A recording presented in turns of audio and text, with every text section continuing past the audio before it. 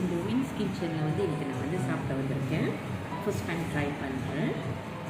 Normal நோஞ்சா சாப்பாடு மட்டும் தான் இருக்கும்னு நினச்சேன், ஆனால் இல்லை. இது இந்தியன் ஸ்டைலில் சூப்பராக இருக்குது. இங்கே சாப்பாடு பார்த்திங்கன்னா புளி சம்பல், அங்கே வந்து என்ன ஆர்டர் பண்ணிங்கன்னா ஊடம் ஒரு முட்டை சிஞ்சாலோ, ஆனால் நான் சிஞ்சாலோ போடலை.